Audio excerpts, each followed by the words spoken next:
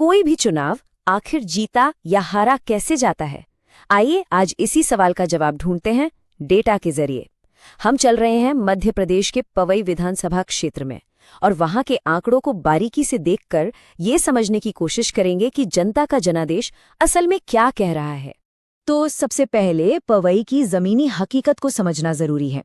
देखिए, ये सिर्फ एक राजनीतिक नक्शा नहीं है, ये बुंदेलखंड का वो इलाका है, एक ऐसा समाज है जो अपनी ही जमीन पर कई बड़ी चुनौतियों से जूझ रहा है। ये रहा पवई, मध्य प्रदेश के पन्ना जिले का हिस्सा। इसकी लोकेशन, इसकी भौगोलिक स्थिति ही अपने आप में इसके संघर्ष और इसकी संभावनाओं की पूरी कहानी बयां कर देती है। तो चलिए अब नक्शे से आगे बढ़कर उन असली मुद्दों पर आते हैं जो पवई की राजनीति की दिशा तय करते हैं।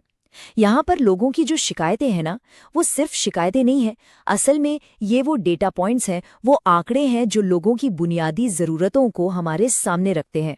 पानी की भयानक किल्लत, खेती का संकट, जिस वजह से युवाओं को काम के लिए बाहर जाना पड़ रहा है, टूटी फूटी ग्रामीण सड़कें, बिजली की कमी और ऊपर से भ्रष्टाचार और नाकारा शासन का एहसास। ये चार मुख्य शिकायतें पवई के लोगों की रोजमर्रा की जिंदगी का सच है और यही वो मुद्दे हैं जो आखिर में किसी भी चुनाव का नतीजा तय कर देते हैं। तो अब सवाल ये उठता है कि ये जो शिकायतें हैं, ये जो परेशानियां हैं, ये वोट में कैसे तब्दील होती हैं। चलिए इसको समझने के लिए हाल के चुनावी नतीजों के पक्के आंकड़ों पर एक नजर डालते हैं। 2023 के नतीजों को देखिए, कहानी बिल्कुल साफ नजर आती है। बीजेपी के प्रहलाद लोधी को मिले 1,06,000 से भी ज्यादा वोट। वहीं दूसरी तरफ कांग्रेस के मुकेश नायक 84,000 के आंकड़े पर ही रह गए। और ये जो अंतर है, ये बहुत बड़ा है, 22,043 वोटों का मार्जिन। मतलब ये कोई कांटे की टक्कर या करीबी मुकाबला नहीं था, ये एक तरफा एक निर्णायक फैसला था। अब अगर वोट शेयर के हिसाब से देखें तो तस्वीर और भी साफ हो जाती है। बीजेपी को मिले लगभग 56% वोट, जो एक बहुत मजबूत बहुमत की तरफ इशारा करता है। लेकिन यहाँ एक और दिलचस्प बात है और वो है वोटर टर्नआउट, मतलब कितने लोग वोट डालने निकले। 2018 में ये आंकड़ा था 70%, जो 2023 में बढ़कर लगभग 79% हो गया। ये क्या दिखाता है? ये एक जागरूक वोटर की निशानी है, जो तब और ज्यादा संख्या में बाहर आता है जब उसे लगता है कि दांव पर बहुत कुछ लगा है। ठीक है, तो हमने ये तो देख लिया कि क्या हुआ। अब समझते हैं कि ऐसा क्यों हुआ।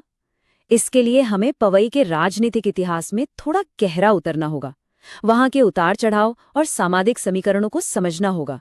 ये जो आंकड़े हैं, ये पवई के स्विंग सीट होने की कहानी कहते हैं। मतलब एक ऐसी सीट जो किसी एक पार्टी की नहीं है।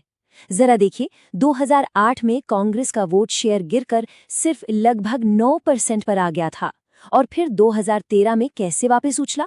बीजेपी का वोट भी लगातार ऊपर नीचे होता रहा है। यही अस्थिरता, यही उतार चढ़ाव पवई की राजनीति का असली चरित्र है।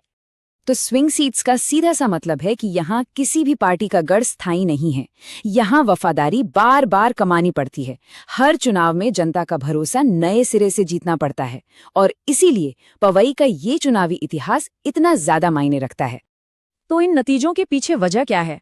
कुछ गहरे प्रणालीगत कारण हैं। यहाँ का सामाजिक ताना बाना, जिसमें ओबीसी और एससी समूह ज्यादा हैं पर किसी एक का दबदबा नहीं है।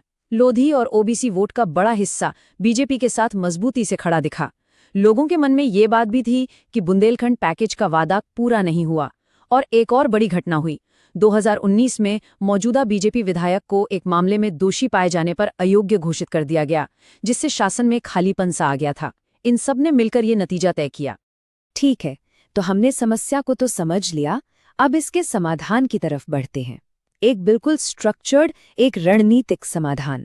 ये एक ऐसा ब्लूप्रिंट है, एक ऐसा खाका है जो किसी भी राजनीतिक ताकत के काम आ सकता है जो पवई के वोटरों का भरोसा जीतना चाहती है।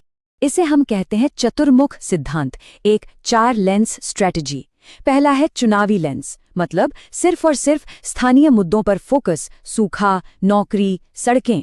दूसरा संगठनात्मक लेंस, पार्टी को बूथ लेवल से बिल्कुल जमीनी स्तर से दोबारा खड़ा करना। तीसरा, नैरेटिव लेंस, उम्मीद की, एक नए दौर की कहानी बनाना, एक बुंदेलखंड पुनर्जागरण की कहानी। और चौथा, संसाधन लेंस, मतलब जो भी सीमित पैसा है उसे पूरी सटीकता के साथ उन जगहों पर लगाना जहां से सबसे ज्यादा असर हो। ये एक मुकम्मल नजरिया है। और ये जो सिद्धांत है ये सिर्फ कागज पर नहीं है, इसे इस 90 दिन के एक्शन प्लान के जरिए जमीन पर उतारा जा सकता है।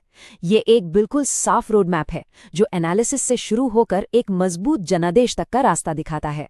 और ये वो जनादेश होगा जो सिर्फ वोटों पर नहीं बल्कि गहरे विश्वास पर टिका होगा।